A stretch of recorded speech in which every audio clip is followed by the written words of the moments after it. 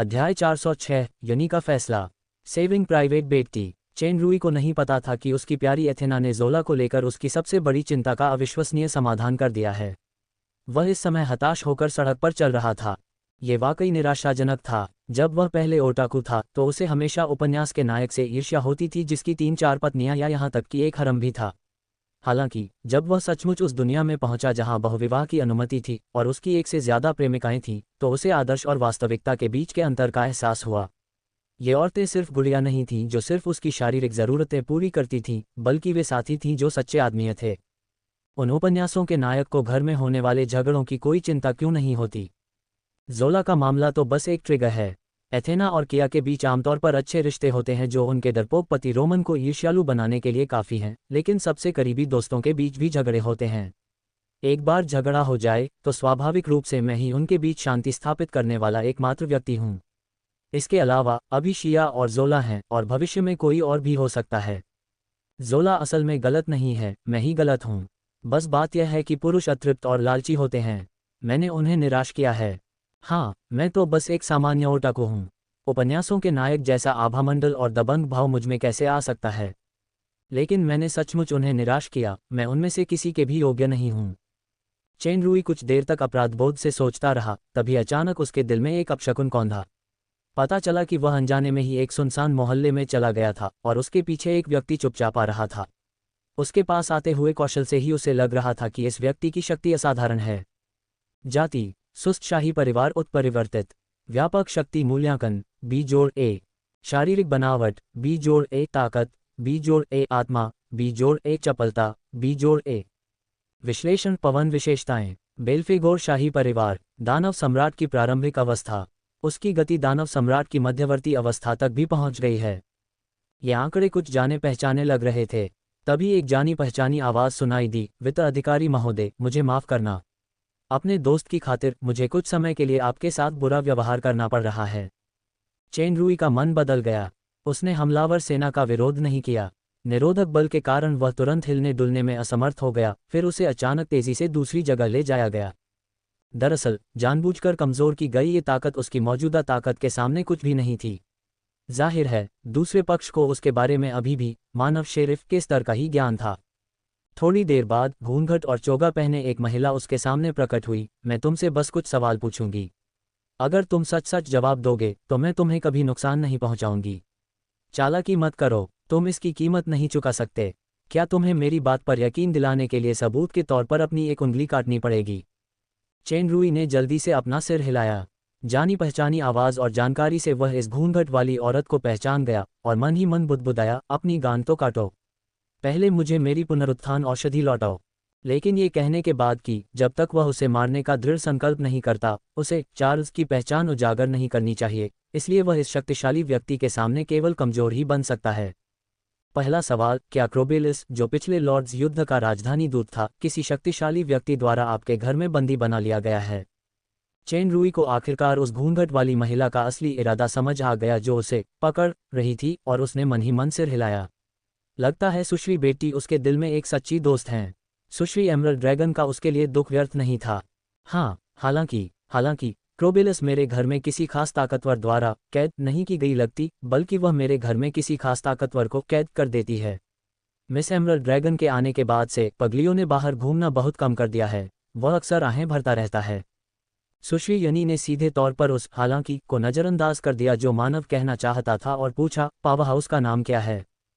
Chain Rui ने इस बार ईमानदारी से जवाब दिया, पगलियो। इसाबेला चौंक गई। सुश्री बेटी की सबसे अच्छी दोस्त होने के नाते वह स्वाभाविक रूप से क्रोबेलिस को एक अजगर के रूप में पहचानती थी। उसने सुश्री बेटी के दुश्मन का नाम भी पहले सुना था। दानव लोक में पगलियो नाम के कई लोग जरूर हैं, लेकिन मुझे डर है कि जो क्रोबेलिस को वश में कर लेगा वह जहरीला अजगर, दानव अधिपति का चरम चरण। बेचारी बेटी, उसने अभी तक अपनी सबसे बड़ी शिकायत का बदला नहीं लिया है और इस बार तो वह अपने दुश्मन के हाथों में पड़ ही गई। सुश्री यनी पहले से ही कल्पना कर सकती थी कि सुश्री बेटी को उनके दुश्मन ने कैसे प्रताड़ित किया होगा। सुश्री बेटी की खूबसूरती को देखते हुए मुझे डर है कि उन्हें तकलीफ होगी। चोगे में उसने अपनी मुट्ठी कसकर भींच ली। पिछले पुनरुत्थान के बाद से इसाबेला को मानो एक नया जीवन मिल गया हो।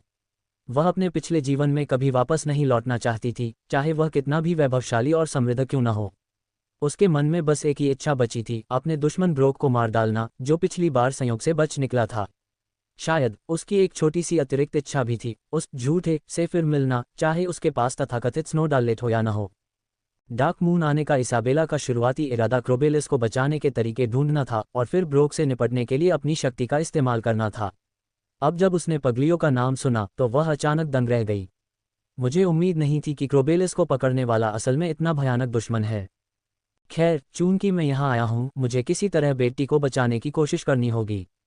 इसाबेला कुछ देर हिचकिचाई और आखिरकार दृढ़ता से बोली, चूंकि क्रोबेलिस तुम्हारे घर में कैद है, इसलिए तुम्हें पगलियों से परिचित होना चाहिए।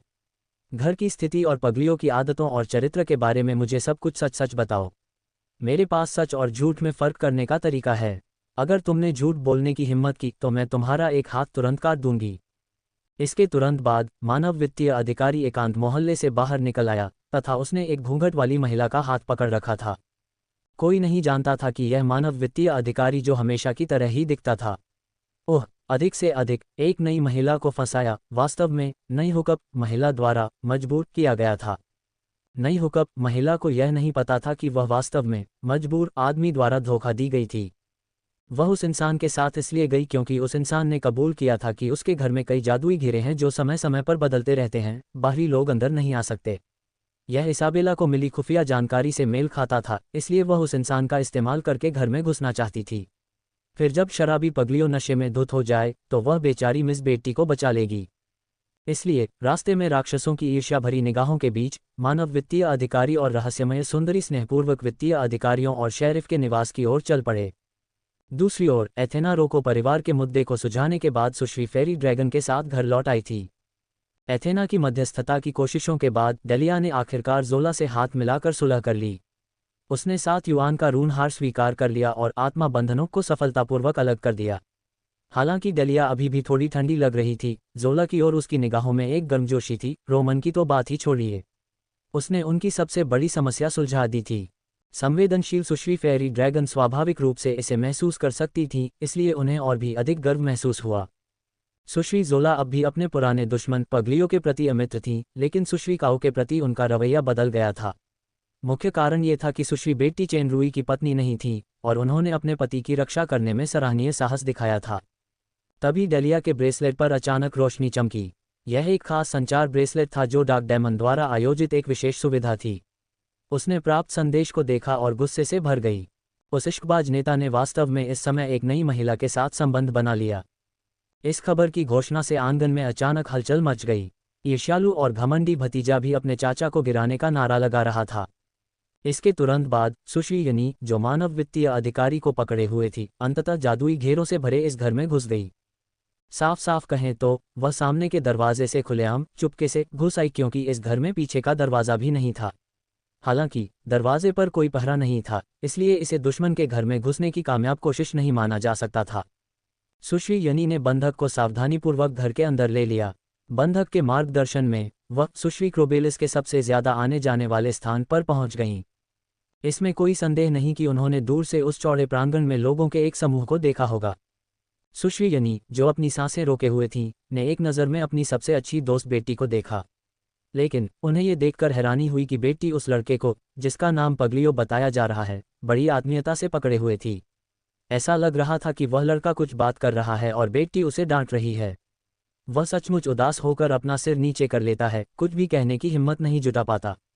क्या ये दुश्मन द्वारा पकड़े हुए जैसा लग रहा है? ऐसा लगता है कि मामला उल्टा है ना? दूसरे आदमी की पीठ परिचित लग रही थी और एथेना के बगल में चश्मा पहने खूबसूरत महिला वास्तव में जोला थी। ये सही है, जोला।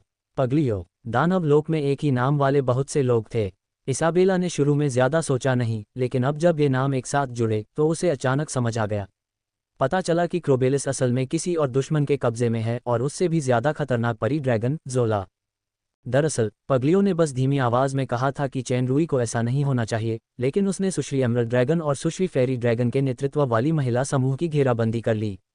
जहां तक रोमन की बात है, जो ईर्ष्या का शाही परिवार बन चुका था, स्वाभाविक रूप से डेलिया के पक्ष में मजबूती से खड़ा था। बेचारा जहर ड्रैगन हालात बिगाड़ने का आदी हो चुका था। आज उसकी ड्रैगन जैसी आंखें अंधी हो गई थीं। ये दुर्लभ था कि उसने अपनी अंतरात्मा को जगाया और अपने चुलबुले सहजीवी अनुबंध साथी के लिए आवाज़ उठाई। मास्टर जहर ड्रैगन अब सचमुच ऐसा ही सोचता था, लेकिन उसे वास्तव में सभी ने डांटा था। ताकत के मामले में वो कमज़ोर था, संख्या के मामले में वो बिल्कुल नुकसान में था। मास्टर पगलियो ने इस बार वाकई नस पर वार किया। तभी जोला ने उस तरफ देखा। जोला के लेंस पर एक ठंडी रोशनी कौंधी और इसाबेला को तुरंत लगा कि उसका दिमाग घूम रहा है। जब वह होश में थी तो वह अनजाने में चेन रुई के साथ सबके सामने आ गई थी। अंतरिक्ष संपीड़न। हालांकि इसाबेला जोला के साथ यात्रा करती थी और वह जानती थी कि जोला की ताकत अथाह थी, उसने यह उम्मीद नहीं की थी कि जोला इस स्तर तक पहुंच जाएगी कि वह वास्तव में एक साधारण इशारे से खोए हुए अंतरिक्ष जादू को आसानी से लॉन्च कर सके। एक बार जब जोला ने चेन रुई और सुश्री यनी के अस्तित्व को देखा तो उसने तुरंत सबके सामने व्यभिचारी और व्यभिचारिणी की जोड़ी को पकड़ने के लिए जादू किया, लेकिन वह दंग रह गई। यनी। जैसे ही उसने ये वाक्य कहा, धर्मयुद्ध दल की नेता सुश्री एमरल्ड ड्रैगन भी अचंभित रह गईं।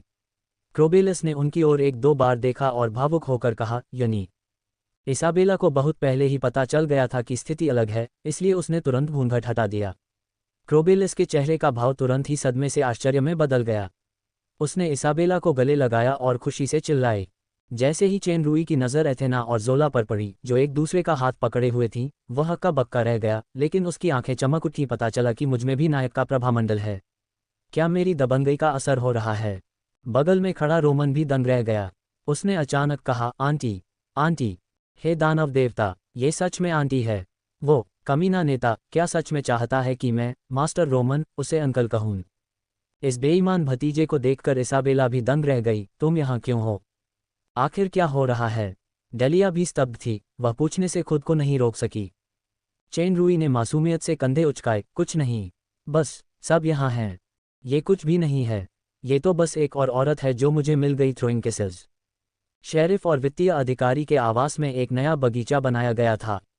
वहाँ कई खूबसूरत फूल और पौधे लगाए गए थे। सुबह सुबह तैरती धुंध रहस्यमयी और खूबसूरत लग रही थी।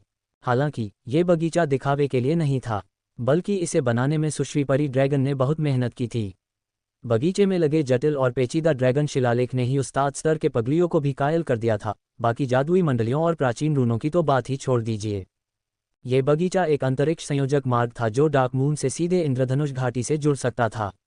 ये जल तत्व जादू का अंतरिक्ष द्वार नहीं था जिसे जादू से आसानी से तोड़ा जा सकता था और जिसकी एक समय सीमा थी। यह एक तरह से एक स्थायी अंतरिक्ष संयोजक मार्ग था। उपयोगकर्ता रेनबो वैली और डार्क मून के बीच बिना किसी रोक टोक के, बिल्कुल किसी कमरे के प्रवेश द्वार की तरह, स्वतंत्र रूप से यात्रा कर सकते थे। आमतौर पर जोला इस दरवाजे का इस्तेमाल रेनबो वैली में प्रयोग करने और फिर आराम करने के लिए डार्क मून में लौटने के लिए करती थी। उसका जीवन काफ़ी संतुष्टिदायक था। बेशक रेनबो वैली में हर जगह जाल थे। खतरा ब्लू लेक पर्वत श्रृंखला की मूल खजाने की भूमि से कहीं ज्यादा था।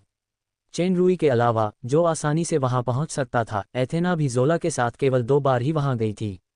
दरअसल राजधानी क्षेत्र के लोगों को अनियमित इंद्रधनुष दिखाई देने का कारण पूरी तरह से जोला द्वारा अंदर किए गए कुछ खतरनाक प्रयोग थे, जिनसे अंतरिक्ष में तेज कंपन हुआ था।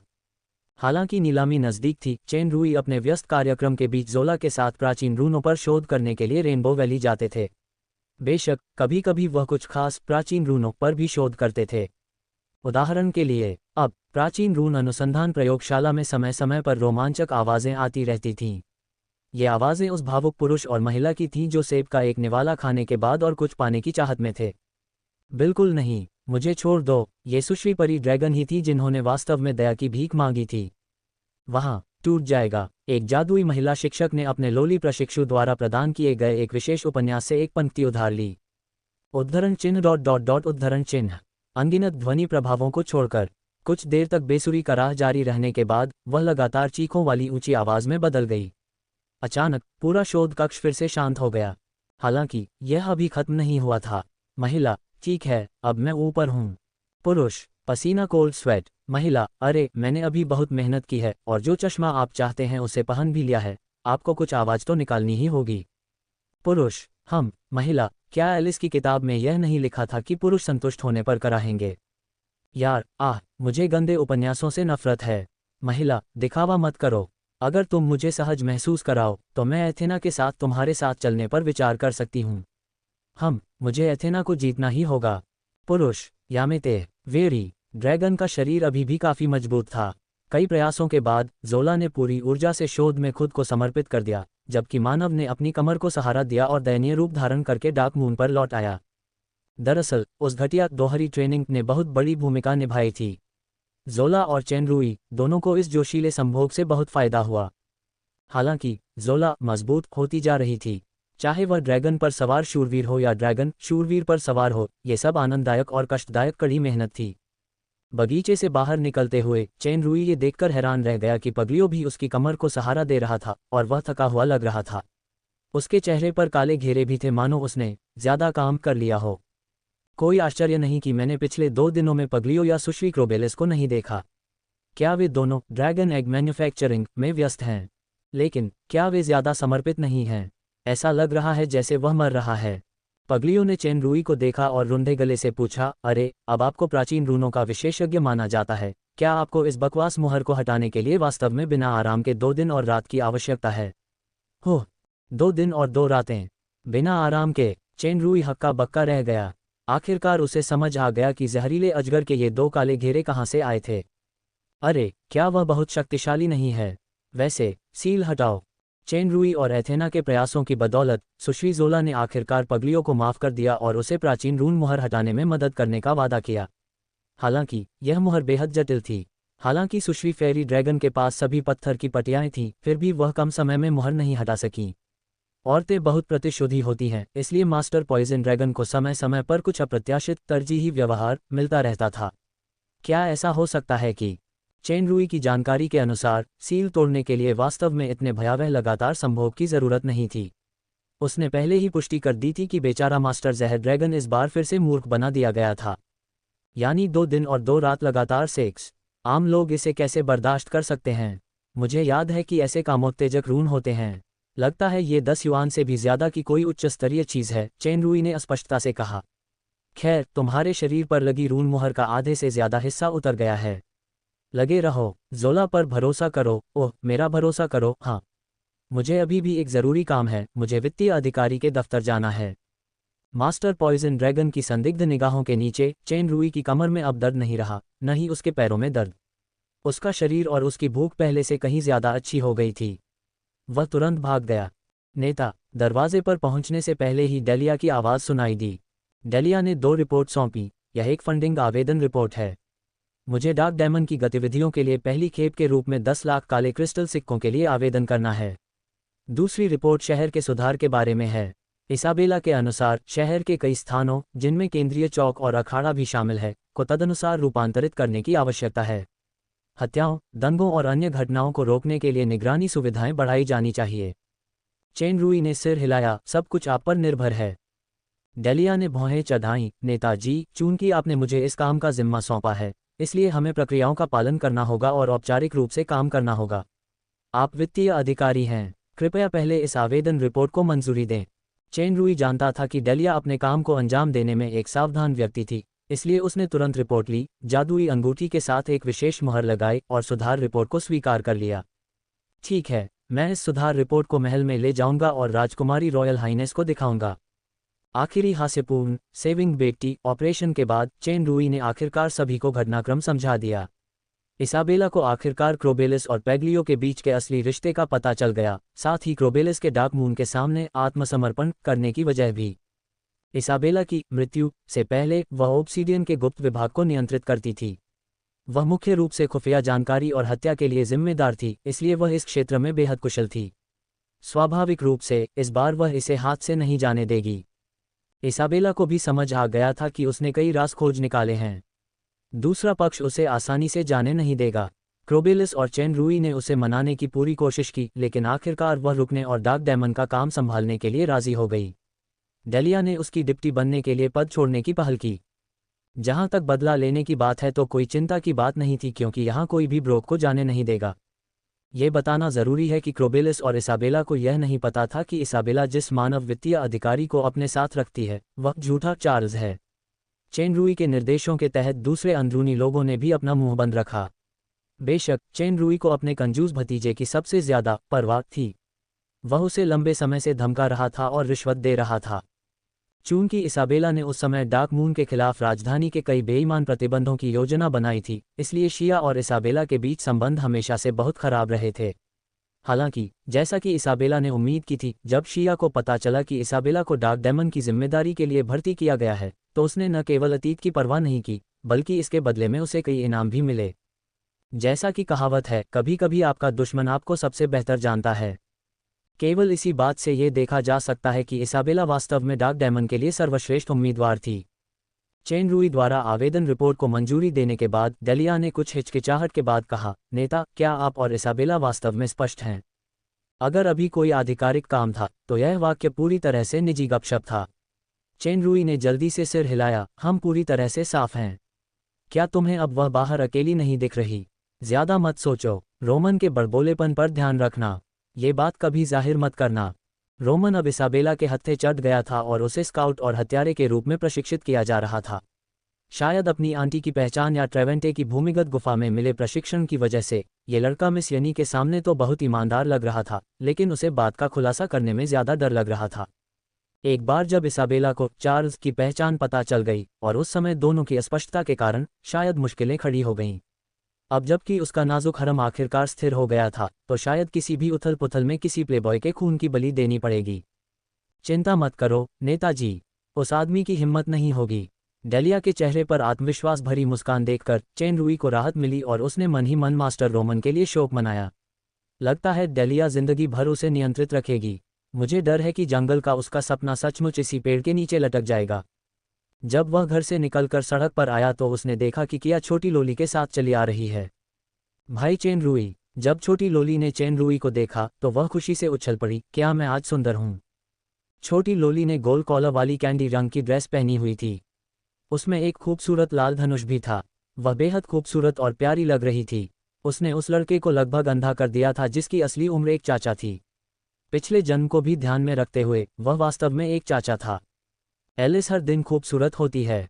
चेन रूई ने प्रतीकात्मक रूप से उसकी प्रशंसा की। छोटी लोली को असंतुष्ट देखकर उसने कहा, खासकर आज तो आसमान के 2 चांद भी चौंककर काले बादलों में छिप गए हैं। जब छोटी लोली ने बादलों से ढके आसमान में 2 चांद देखे तो उसका सुंदर और प्यारा चेहरा खुशी से झूम उठा। क्या सिस्टर जोला वहाँ हैं? मैंने उनसे जादू सीखने के लिए समय निकाला था। रोको परिवार की घटना ने पहले ही राजकुमारी रॉयल शिया को झकझोर दिया था।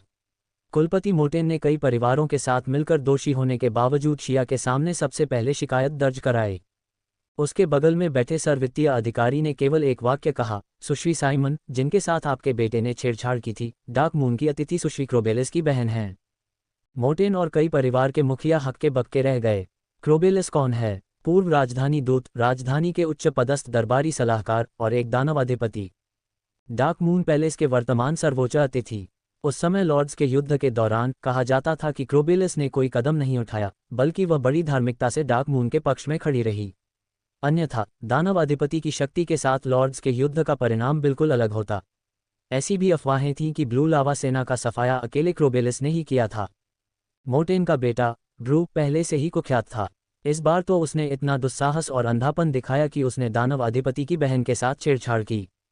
वास्तव में मोटेन, जो बेहोश होने वाला था, यह नहीं जानता था कि उसके बेटे ने जिस वास्तविक व्यक्ति के साथ छेड़छाड़ की थी वह दानव अधिपति की बहन नहीं थी, बल्कि एक वास्तविक चरम अवस्था वाला दानव अधिपति शक्तिशाली व्यक्ति था जो क्रोबेलिस से कहीं अधिक शक्तिशाली था।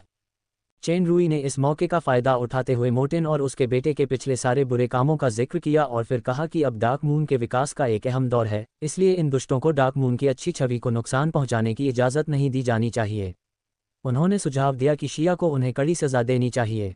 फिर क्रोबेलिस समय पर सबके सामने प्रकट हुआ, इसलिए मोटेन की मदद के लिए इकट्ठा हुए सभी कुलपिताओं ने प्रतिरोध किया और मोटेन के अपराध की निंदा की। अंततः रोको परिवार की अधिकांश संपत्ति जब्त कर ली गई। मोटेन और उसके बेटे को निर्वासित कर दिया गया। फ्लेम आर्मी में सेवारत एक अधिक ईमानदार भतीजे को बाकी उद्योग और रोको उपनाम विरासत में मिला। मोटेन और उसके बेटे के कई दुश्मन थे।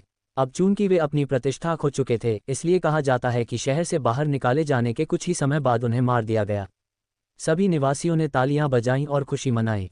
रोको परिवार की सजा ने दूसरों के लिए एक सबक दिया। कई परिवारों ने अपने बच्चों को नियंत्रित किया ताकि वे वही गलतियां न दोहराएं। क्लोक गैंग पर नियंत्रण के अलावा डार्क मून की व्यवस्था भी काफ़ी बेहतर हो गई थी। कई विदेशी व्यवसायों ने इसे महसूस किया और खुश हुए। ज़ोला, जिसका छद्म नाम साइमन था, शाही जादूगर की उपाधि भी रखती थी। छोटी राजकुमारी एलिस सबसे खुश थी। जाहिर था कि छोटी लोली जल्दी से बड़ी छाती वाली एलियन बनने के लिए जादू सीखना चाहती थी। सुश्री ज़ोला अभी बहुत व्यस्त हैं, मुझे डर है कि वह अभी खाली नहीं होंगी।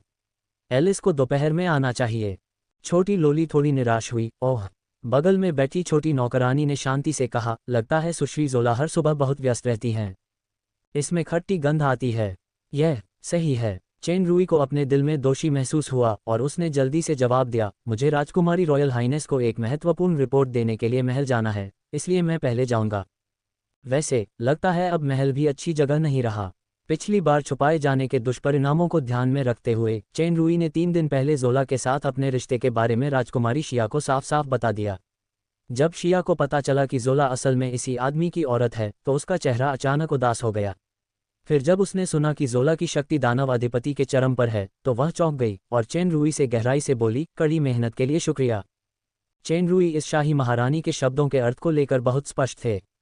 चरम अवस्था के दानव अधिपति महाशक्ति को भर्ती करने के लिए अपने शरीर का बलिदान करने के आपके कार्य के लिए धन्यवाद। इस कठिन परिश्रम को मुझसे छिपाना कठिन होगा। इस शिखर स्तर की शक्ति को बनाए रखने के लिए अपनी कड़ी मेहनत का उपयोग जारी रखें। यदि आप में क्षमता और हिम्मत है तो एक बार फिर कड़ी मेहनत करके देखिए। हालांकि ज़ोला को शाही जादूगरनी नियुक्त किया गया था, फिर भी अगले 3 दिनों तक राजकुमारी रॉयल हाइनेस ठंडेपन से पेश आ रही थीं। ओह! शायद ईर्ष्या का भाव दिखाते हुए उन्होंने सर्ववित्तीय अधिकारी की बात को नज़रअंदाज कर दिया। वह गुप्त कक्ष में भी नहीं गईं। महल के परिषद कक्ष में पहुंचकर चेन रूई ने राजकुमारी को सुधार की सूचना दी। शिया भावशून्य रही और ठंडे स्वर में बोली, आप स्वयं इस रिपोर्ट का पता लगा सकती हैं। क्या मैं सचमुच इसे स्वयं समझ सकता हूँ? बकवास। बहुत बढ़िया। वह आगे बढ़ा, आप क्या कर रहे हो? रिपोर्ट का कवर ढूंढ रहा हूँ। महाराज ने कहा है कि मुझे खुद ही ढूंढ लेना चाहिए। मुस्कुराते हुए शिया ने रिपोर्ट पलटकर देखी। उसमें लिखा था, प्यारी शिया, मुझे तुम्हारे मीठे होठों की याद आ रही है और मैं तुम्हें चूमना चाहता हूँ। मैं इसके लिए तुम्हारी इजाज़त मांग रहा हूँ। बेवकूफ़, ये चाल चल रहा है। ओहमम। थोड़ी देर बाद मानव वित्तीय अधिकारी ने रिपोर्ट पकड़े हुए अपने निचले होंठ को काट लिया और दर्द से कराहते हुए महल से बाहर चला गया। रास्ते में पहरेदारों ने सहानुभूति दिखाई। ऐसा लगता है कि सर चेन रूई को राजकुमारी रॉयल हाइनेस ने फिर से डांटा था। किसी को नहीं पता था कि सर वित्तीय अधिकारी ने अपना निचला होंठ इसलिए काटा था ताकि यह सच छुपाया जा सके कि उसे एक राजकुमारी ने काटा था।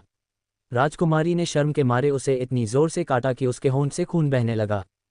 हालांकि उसकी कमर पर कुछ और खरोंचें आने के बाद वह अंततः शांत हो गई। पहरेदारों की निगाहों के नीचे मानव वित्तीय अधिकारी ने पीड़ा से आह भरी। ये सच है कि हरम की वेदी तभी प्रभावशाली होती है जब उस पर सुअ के पैरों की लाश रखी हो। इसे कहते हैं हरम के 1 इंच के लिए 1 इंच खून। मुझ पर तरस आता है। क्या आप सचमुच सोचते हैं कि यह आपकी इच्छानुसार इतना सहज होगा? छोटा सा भूत। बहुप्रतीक्षित डाक मून नीलामी शीघ्र ही निर्धारित समय पर आयोजित की जाएगी। हालांकि नीलामी से एक दिन पहले एक और उतनी ही महत्वपूर्ण घटना अप्रत्याशित रूप से घटी। डार्क शैडो साम्राज्य के ब्लडी वाइन फ्लावर एस्टेट के नए स्वामी और साम्राज्य के तीसरे सेनापति Crawford bloody wine flower estate का प्रतिनिधित्व करने के लिए डार्क मून के एक मित्र दूत दल के साथ डार्क मून एस्टेट का आधिकारिक दौरा करने पहुंचे। डार्क मून की राजकुमारी रॉयल शिया और जनरल क्रॉफर्ड के बीच हुई एक मैत्रीपूर्ण बैठक में दोनों पक्षों ने सार्वजनिक रूप से जुड़वां शहर के जादुई अनुबंध पर हस्ताक्षर किए और शहर की चाबियों का आदान प्रदान किया, जो दोस्ती का प्रतीक थीं। डार्क मून एस्टेट और ब्लडी वाइन फ्लावर एस्टेट दोस्ती का केंद्र बन गए और उन्होंने मांस के पौधे, भूमि सुधार और युद्ध गेंद जैसे कई पारस्परिक सहायता सहयोग किए। जुड़वां नगर की अवधारणा दानव क्षेत्र में, विशेष रूप से विभिन्न साम्राज्यों की संपदाओं के बीच, अभूतपूर्व थी। अत्यंत व्यवहारिक महत्व वाली इन सहयोग शर्तों ने बाहरी दुनिया को भी पूरी तरह से दिखा दिया कि क्रॉफर्ड का दौरा और तथाकथित जुड़वां नगर केवल एक औपचारिकता नहीं बल्कि डार्क शैडो साम्राज्य की महारानी की स्वीकृति से एक वास्तविक सहयोग था। स्पष्ट शब्दों में कहें तो डार्क मून एस्टेट को अब डार्क शैडो एम्पायर का समर्थन प्राप्त था। ये खबर तेजी से फॉलन एंजल कैपिटल तक फैल गई और पूरी राजधानी और साम्राज्य स्तब्ध रह गया। रीजेंट ऑब्सीडियन, जो धन संग्रह की धोखाधड़ी में बुरी तरह से घायल और फंसा हुआ था, गुस्से से पागल हो गया। उसने तुरंत राजनयिकों के माध्यम से डार्क शैडो साम्राज्य के खिलाफ विरोध प्रदर्शन किया। डार्क शैडो साम्राज्य का जवाब बहुत सरल था। डार्क शैडो साम्राज्य और फॉलन एंजल साम्राज्य मित्रवत सहयोगी थे। दोनों साम्राज्यों के अधीनस्थ आपस में संवाद और सहयोग करते थे। ये दोनों साम्राज्यों के बीच मित्रता को और बढ़ाने का एक सकारात्मक संकेत था और इसे प्रोत्साहित और प्रशंसनीय होना चाहिए। पारस्परिक लाभ के आधार पर इसी तरह के जुड़वां शहरों को और भी जोड़ा जा सकता है। इस बड़े बड़े तर्क ने ओब्सिडियन के कड़े विरोध को रुई में घूंसा मारने जैसा बना दिया। डार्क मून का ये कदम अद्भुत था क्योंकि उन्होंने इस संपत्ति को विदेशी संपत्ति के साथ मैत्रीपूर्ण सहयोग करने के लिए एक इकाई के रूप में इस्तेमाल किया। डार्क शैडो साम्राज्य अब फॉलन एंजल साम्राज्य का सहयोगी बन गया था और उनकी ताकत फॉलन एंजल साम्राज्य से ज्यादा थी। इस बार ओब्सिडियन के पास चुपचाप एक कड़वी गोली निगलने के अलावा कोई विकल्प नहीं था। कई इच्छुक लोगों ने अनुमान लगाया है कि डार्क मून ने दो प्रमुख संपदाओं, रेड स्पिरिट एस्टेट और ब्लू लावा एस्टेट की सहायक सेना को आसानी से क्यों हराया। इसका कारण व्यक्तिगत सेना या शक्तिशाली लोग नहीं थे, बल्कि इसलिए कि विशाल डार्क शैडो साम्राज्य गुप्त रूप से डार्क मून का समर्थन कर रहा था। यद्यपि ओब्सिडियन अत्यंत क्रोधित था, लेकिन डार्क मून के जानबूझकर उकसावे के तुरंत बाद रॉयल हाइनेस रीजेंट उस तूफान में वापस आ गया, जिसे अंततः दबा दिया गया, जिससे स्थिति और बदतर हो गई। ब्लडी वाइन फ्लावर एस्टेट के स्वामी क्रॉफर्ड ने 10 साल पहले डार्क मून का दौरा किया था। उस समय शिया के पिता ग्रिम, जो मिडनाइट सन के स्वामी के पुत्र थे, डार्क मून पर शासन करते थे। ओब्सिडियन के विभिन्न दमनकारी तरीकों के तहत डार्क मून लगभग बर्बाद हो चुका था। इसे 3 शब्दों में वर्णित किया जा सकता है: बंजक, पिछड़ा और बर्बाद। हालांकि जब वह 10 साल बाद डार्क मून पर पहुंचा तो उसके सामने जो हलचल और जीवंत दृश्य था वह उसकी यादों से बिल्कुल उलट था। हालांकि वह मानसिक रूप से तैयार था, फिर भी वह हैरान था। खास तौर पर जब शिया क्रॉफर्ड के साथ उस उन्नत जादुई भूमि का दौरा करने गई जिसका अनुकूल प्रभाव पड़ा और रोमांचक बैटल बॉल प्रतियोगिता हुई, तो क्रॉफर्ड बहुत उत्साहित हुआ। ये वही चीजें हैं जिनकी बंजर और बेजान ब्लडी वाइन फ्लावर एस्टेट को तत्काल आवश्यकता है। सभी खातों से ब्लडी वाइन फ्लावर एस्टेट द्वारा उच्च गुणवत्ता वाली नस्ल के मवेशियों और सुअरों के साथ साथ कुछ विशेष फसलों के बीजों का योगदान अपर्याप्त नहीं लगता, लेकिन डार्क मून को वह बल भी मिल गया है जिसकी उसे तत्काल आवश्यकता है। इसलिए यह सहयोग वास्तव में दोनों पक्षों के लिए एक बड़ा लाभ है। कुछ समय के लिए तीसरे जनरल ने महारानी के बुद्धिमान दृढ़ संकल्प की बहुत प्रशंसा की। जनरल क्रॉफर्ड के नेतृत्व में इस मैत्रीपूर्ण यात्रा में 100 से ज्यादा लोग शामिल थे। डार्क मून में 5 दिनों तक चली इस मैत्रीपूर्ण यात्रा अवधि के दौरान उन्होंने नीलामी कार्यक्रम और उसके बाद के व्यापार मेले का अवलोकन किया, जिसका दानव क्षेत्र में बेसब्री से इंतजार किया जा रहा था।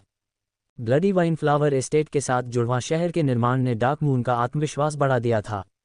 वर्तमान में डार्क मून एस्टेट की अर्थव्यवस्था फल फूल रही थी और आंतरिक रूप से एक मजबूत सेना थी और बाहरी रूप से डार्क शैडो साम्राज्य जैसे शक्तिशाली सहयोगी मौजूद थे। अगर साम्राज्य डार्क मून एस्टेट को दबाना भी चाहता तो भी उसे संकोच और डर होता। 400 वर्ष पूर्व दानव लोक में सर्वाधिक प्रसिद्ध समृद्धि भूमि का पुनः निर्माण करना अब कोई कल्पना नहीं रह गया था।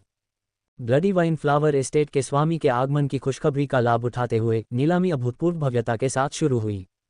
प्रवेश टिकट की कीमत अविश्वसनीय रूप से ऊंची हो गई, लेकिन फिर भी टिकट मिलना मुश्किल था। नीलामी घर के अलावा डार्क मून सिटी की विभिन्न दुकानों ने भी बड़े पैमाने पर व्यावसायिक अवसर पैदा किए थे। यहां तक कि बाद में आयोजित व्यापार मेले में भाग लेने वाले बाहरी लोगों की खपत और लाभ भी हर व्यवसायी को हंसी से लोटपोट करने के लिए पर्याप्त थे। नीलामी घर के अंदर कोई भी सीट खाली नहीं थी। मेहमानों की पहचान छिपाने के लिए ऊपर वीआईपी कमरों में पर्दे लगा दिए गए थे और एक नियुक्त व्यक्ति को एक तख्ती उठाकर ये बताने की जिम्मेदारी दी गई थी कि बोली वैध है। सबसे बड़े वीआईपी कमरे को ढका नहीं गया था, बल्कि उसे सभी मेहमानों के लिए एक खुले मंच में बदल दिया गया था। अंदर ब्लडी वाइन फ्लावर एस्टेट के स्वामी जनरल क्रॉफर्ड और उनके साथ dark moon lord princess royal शिया विशेष रूप से आकर्षक थे, लेकिन जैसे ही शिया ने नीलामी की आधिकारिक घोषणा की, ये ध्यान जल्द ही मंच की ओर चला गया। नीलामी के मंच पर क्रोबेलिस एक लंबी चांदी की पोशाक में बेहद खूबसूरत लग रही थीं। उन्होंने अपने बगल में खड़े ओल्ड गॉस की चमक को पूरी तरह से ढक दिया। सुश्री एमरल्ड ड्रैगन में धन संपत्ति को समझने की अद्भुत क्षमता थी। नीलामीकर्ता के रूप में कुछ बार प्रयास करने के बाद वह इस पेशे में रम गईं। सुश्री बेटी की सहज तीक्ष्ण समझ और खजानों की सटीक परख ने उन्हें नीलामी में अद्भुत प्रतिभा का प्रदर्शन करने और एक कुशल नीलामीकर्ता बनने में सक्षम बनाया। साथ में ओल्ड गॉस भी थे जो माहौल को जीवंत बना सकते थे और अजीब सी खामोशी से बच सकते थे, और ये दोनों नीलामी घर का सुनहरा मेल थे। इससे भी महत्वपूर्ण बात यह है कि सुश्री एमरल्ड ड्रैगन की शक्ति से ये कई दुष्ट मानसिकता वाले लोगों को रोक सकता है। ये देखकर कि लगभग सभी की निगाहें उस पर टिकी हुई थीं, सुश्री बेटी प्रसन्न और आत्मविश्वास से भरी हुई दिख रही थीं, जिससे उनके स्वभाव में और अधिक आकर्षण आ गया। एक विनम्र स्वागत भाषण के बाद पहले खजाने की नीलामी शुरू हुई। पहली वस्तु डार्क मून मैकेनिक शाखा हॉट ऑफ ओक के मास्टर जिंगशिंग द्वारा निर्मित एक उत्कृष्ट पौराणिक श्रेणी की जादुई अंगूठी है। यह आक्रमण गति को 50% तक बढ़ा देती है, शारीरिक पुनर्प्राप्ति को तेज करती है, आत्मा की शक्ति की खपत को 30% तक कम करती है और जादुई क्षति को 30% तक अवशोषित करती है। इसकी शुरुआत 1 मिलियन काले क्रिस्टल सिक्कों से होती है और कीमत में प्रत्येक वृद्धि 100,000 काले क्रिस्टल सिक्कों से कम नहीं होती है। पहले बैच ने कई लोगों की रुचि जगाई थी क्योंकि मास्टर शिंगशिंग हाल ही में सुर्खियों में थे। लीजेंडरी ग्रेड आइटम पहले से ही मास्टर स्तर की सर्वोच्च यांत्रिक उपलब्धि थे। ये लीजेंडरी ग्रेड आइटम छोटा और पोर्टेबल था और इसके बहुत शक्तिशाली कार्य थे। हमले की गति में वृद्धि लीजेंडरी ग्रेड आइटम की अधिकतम सीमा 50% तक पहुंच गई थी। यह उस प्रशिक्षक के लिए बहुत उपयुक्त था जो जादू और शारीरिक शक्ति दोनों का प्रशिक्षण देता था। जब क्रोबेलस ने बोली मूल्य की घोषणा की तो किसी ने तुरंत बोली लगानी शुरू कर दी। 1.15 मिलियन, 1.2 मिलियन, 1.5 मिलियन। उत्सुकता भरे माहौल में क्रोबेलस, जो हथौड़ा पकड़े हुए था, नीलामी की पहली वस्तु बिकते ही बेहद उत्साहित लग रहा था। जैसे जैसे समापन नजदीक आ रहा था, नीलामी का सबसे रोमांचक और चरमोत्कर्ष नजदीक आ रहा था। जब शैतानी फलों को प्रदर्शित करती 3 पारदर्शी जादुई क्रिस्टल ढालें मंच पर प्रकट हुईं, तो अचानक ही उन पर कई ज्वलंत निगाहें पड़ गईं। लगभग अनंत क्षमता वाले राजपरिवार की तुलना में साधारण राक्षसों, यहाँ तक कि उत्परिवर्तित वंश के राक्षसों में भी सबसे बड़ी क्षमता की अड़चन थी। यही कारण था कि 7 महान राजपरिवारों ने दानव क्षेत्र के शिखर स्तर के शक्तिशाली केंद्रों पर दृढ़ता से कब्जा कर लिया। स्तर जितना ऊंचा, राजपरिवार का अनुपात उतना ही बढ़ा। बेशक साधारण राक्षसों की श्रेणी से बाहर का ड्रैगन परिवार इस श्रेणी में नहीं आता था। जब तक वे शैतानी फल खा सकते थे, उनमें शाही परिवार के बराबर क्षमता थी। अड़चनों को पार करने की उम्मीद बहुत बढ़ जाती थी। अतिरिक्त उत्परिवर्तित कौशल प्राप्त करने का भी मौका था। शैतानी फल अमूल्य कहे जा सकते थे। यहाँ तक कि अतिथि general Crawford, bloody wine flower estate के स्वामी, की आंखों में भी तेज चमक थी। क्रॉफर्ड एक उत्परिवर्तित महादानव था। उसकी शक्ति अब दानव सम्राट के मध्यवर्ती स्तर पर थी। अगर उसे कोई शैतानी फल मिल जाए तो वह सीधे दानव सम्राट के बाद के स्तर तक पहुंच सकता था, जिससे भविष्य में दानव अधिपति बनने में भी बहुत लाभ होगा। इस समय क्रोबेलस बोला, प्रिय अतिथिगण, आपको इन 3 क्रिस्टल शील्ड्स में छिपे खजाने को देखना चाहिए था। ये दानव लोक का सबसे दुर्लभ फल है, शैतान फल। मुझे लगता है कि मुझे इसके कार्य के बारे में और विस्तार से बताने की आवश्यकता नहीं है। बोली लगाने से पहले मुझे 2 समाचार घोषित करने हैं। पहला समाचार यह है कि नीलामी शुरू होने से ठीक 1 घंटा पहले हमें शैतान फलों के मूल मालिक, एक रहस्यमय विक्रेता का संदेश मिला। इस रहस्यमय विक्रेता ने दावा किया कि डार्क मून एस्टेट की राजकुमारी रॉयल शिया, जिन्होंने नीलामी घर की स्थापना की और उसे कई सुविधाएं और महान लाभ प्रदान किए, का धन्यवाद करने के लिए उसने राजकुमारी रॉयल हाइनेस को उपहार के रूप में एक कीमती शैतान फल भेंट करने का फैसला किया। इस खबर से सनसनी फैल गई। मुझे उम्मीद नहीं थी कि वो रहस्यमय विक्रेता इतना उदार होगा। सबका ध्यान उस वीआईपी कमरे पर था जहां शिया थी। यह एक अद्भुत और अनमोल उपहार है। शिया थोड़ी हैरान लग रही थी।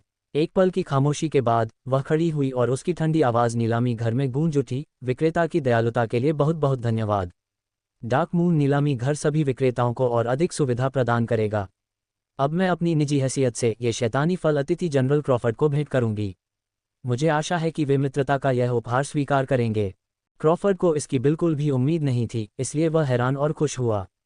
वह तुरंत भावुक होकर खड़ा हुआ और शिया को सलाम किया। राजकुमारी शिया, आपके अनमोल उपहार के लिए धन्यवाद। मैं, क्रॉफर्ड टेवेज, इस निजी दोस्ती को हमेशा याद रखूंगा। हालांकि क्रॉफर्ड उत्साहित था, फिर भी वह व्यक्तिगत मित्रता शब्द का उपयोग करना नहीं भूला, क्योंकि अब वह न केवल खुद का प्रतिनिधित्व कर रहा था, बल्कि पूरे ब्लडी वाइन फ्लावर एस्टेट और यहाँ तक कि पूरे डार्क शैडो साम्राज्य का भी प्रतिनिधित्व कर रहा था। शिया ने भी सलाम किया और सिर हिलाया। हमारी दोस्ती भी दोनों संपदाओं के बीच की दोस्ती की तरह चिरस्थायी हो।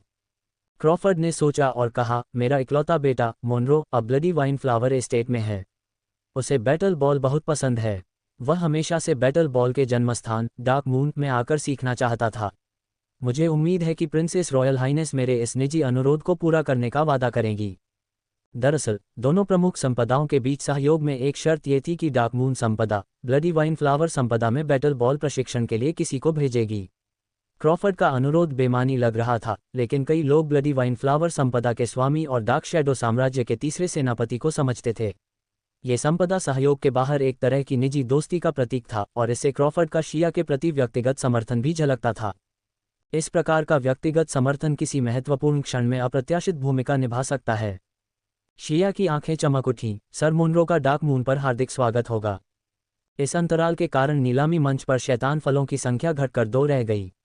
यद्यपि कई राक्षसों ने असंतोष व्यक्त किया, लेकिन वे ज्यादा कुछ नहीं कह सके क्योंकि निर्णय विक्रेता द्वारा किया गया था।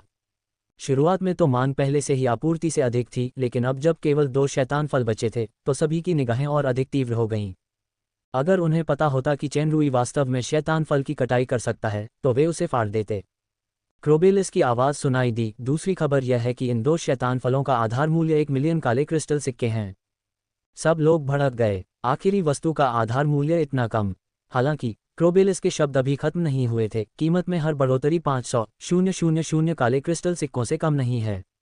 अगर आपके पास नकद नहीं है तो आप कुछ दुर्लभ जादुई सामग्री या खजानों को गिरवी रख सकते हैं। यहाँ एक ट्रेड ऑफ फॉर्म है जिसमें गिरवी के विशिष्ट विवरण दिए गए हैं। जो खजाने फॉर्म में नहीं हैं उनका मूल्यांकन मौके पर ही किया जा सकता है। क्रोबेलिस जब बात कर रहा था तब नौकरानियों ने हर मेहमान को लेन देन का फॉर्म बांट दिया था। लेन देन का फॉर्म साफ साफ लिखा हुआ था। उदाहरण के लिए थंडर क्रिस्टल की कीमत 30 लाख काले क्रिस्टल के सिक्के थे। उच्च गुणवत्ता वाले पर्पल डायमंड पल की कीमत 45 लाख थी। हालांकि कीमत अपेक्षाकृत कम थी, लेकिन शैतानी फल अपनी दुर्लभता के कारण निश्चित रूप से आश्चर्यजनक कीमत पर नीलाम हो सकते थे। पर्याप्त नकदी के अभाव में यही सबसे अच्छा तरीका था। दरअसल चेनरुई को इनमें से ज्यादातर सामग्री की जरूरत एक्सचेंज सेंटर की कलाकृतियों को निखारने के लिए थी। ये ट्रेड ऑफ मॉडल भविष्य में नीलामी घर की आय का एक और स्रोत बन गया। सुश्री एमरल्ड ड्रैगन की घोषणा के साथ ही बोली प्रक्रिया शुरू हो गई। 1.5 मिलियन, 2 मिलियन, 2.5 मिलियन। यद्यपि पिछली नीलामी की कई वस्तुएं दुर्लभ खजाने थीं, फिर भी कई खरीदारों ने अपने संसाधनों को बरकरार रखा और अंतिम शैतान फल पर ध्यान केंद्रित किया, इसलिए उन्होंने स्वाभाविक रूप से अब बोली लगाना शुरू कर दिया। नीलामी घर को खुले हुए काफी समय हो गया था। कई राक्षसों ने भी नीलामी की कुछ तकनीकें सीख ली थीं और बोली लगाना ज्यादा तर्कसंगत हो गया था। हालांकि राक्षसों का स्वाभाविक प्रतिस्पर्धी स्वभाव और शैतानी फल के शक्तिशाली कार्य ज्यादातर राक्षसों की तर्कसंगतता को खत्म करने के लिए काफी थे। कीमत अविश्वसनीय गति से बढ़ने लगी और पलक झपकते ही 100 मिलियन को पार कर गई। इसके अलावा यह अभी भी बढ़ रहा था और मूल्य वृद्धि की दर बिल्कुल भी कम नहीं हुई थी। 50 करोड़। वीआईपी नंबर 4 ने 50 करोड़ की बोली लगाए। सुश्री एमरल्ड ड्रैगन उत्साह से बोलीं, 50,000 नहीं, 50 करोड़ काले क्रिस्टल सिक्के। अगर मैं इस पर सो जाऊं तो मुझे 1 महीने तक अच्छे सपने आते रहेंगे। 510 मिलियन, 520 मिलियन, 500 मिलियन से ज्यादा होने के बाद कीमत बढ़ाने की मांग काफी कम हो गई थी। ये कीमत पहले से ही काफी ऊंची थी, जो एक मध्यम आकार की संपत्ति के कई वर्षों के उत्पादन मूल्य और बचत के बराबर थी। 60 करोड़। वीआईपी बॉक्स नंबर 13 में एक शांत आवाज सुनाई दी। ये वीआईपी आमतौर पर आवाज नहीं करता, लेकिन जैसे ही उसने आवाज उठाई उसने एक आश्चर्यजनक कीमत बता दी। 610 मिलियन। वीआईपी बॉक्स नंबर 5 में एक ठंडी आवाज सुनाई दी। मैं देखना चाहता हूं कि कौन मेरी अस्मिर को जो चाहता है उसे चुराने की हिम्मत करता है। अस्मिर को। आसपास की बोलियों की आवाजें अचानक धीमी पड़ गईं। अस्मिर को एक व्यक्तिगत प्रशिक्षक था जो कई वर्षों से प्रसिद्ध था। वह एक महान दानव था जो किसी साम्राज्य से संबंधित नहीं था।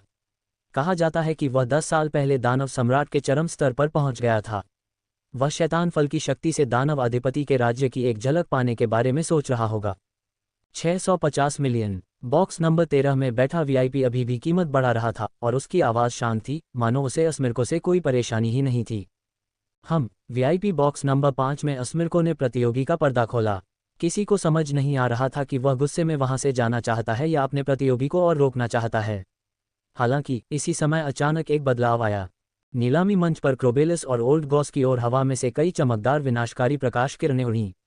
नीलामी मंच पर मौजूद जादुई चक्र ने तुरंत प्रतिक्रिया दी और प्रकाश की अधिकांश विनाशकारी किरणों को नष्ट करने के लिए तरह तरह की विचित्र तरंगें उत्पन्न की, लेकिन कुछ किरणें जादू को भेद गईं।